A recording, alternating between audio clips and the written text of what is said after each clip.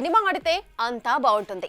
ఒక్కసారి disaster talk తెచ్చుకుందా అక్కడి నుండే టర్మ్స్ అన్నీ మారిపోతాయి.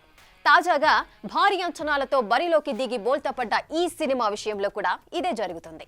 సినిమా అదిరిపోతుందని భారీగా కోట్ చేశారని, కానీ సినిమాకి అంత సీన్ లేదని, కాబట్టి ఛాంబర్లో పంచాయతీ పెట్టారట సినీ డిస్ట్రిబ్యూటర్స్. పనిలో పనిగా తమ నష్టాలని హీరో కూడా పూడ్చాలని అనడం ఇక్కడ గమనార్హం.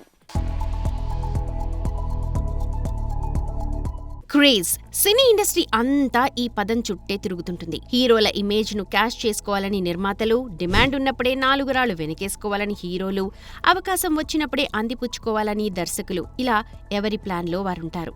ఇది సహజం కూడా. ఇక సినిమా బాగా ఆడి డబ్బులొచ్చాయంటే ఏ గొడవ ఉండదు. గొడవల్లా సినిమా బకెట్ తన్నేస్తేనే.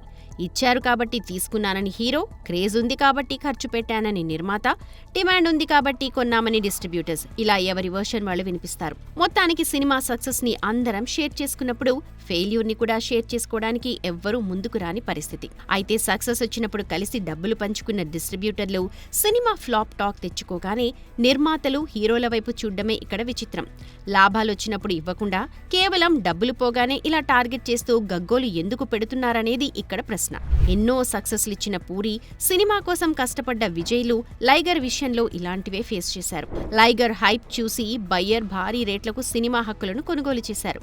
సినిమా పోవడంతో ఎక్కువ రేట్కి కోట్ చేశారని డిస్ట్రిబ్యూటర్స్ రచ్చ చేయడంతో 20 కోట్లు పుచ్చుకోవాల్సిన విజయ్ భారం మీదేసుకుని 9 కోట్లు వదులుకున్నాడని టాక్. నిర్మాతలు ఎక్కువ రేట్లు కోట్ చేసినప్పుడు నష్టాలొస్తే 20-30% వెనక్కివ్వాలన్న రూల్తో అగ్రిమెంట్ చేయించుకోవచ్చు.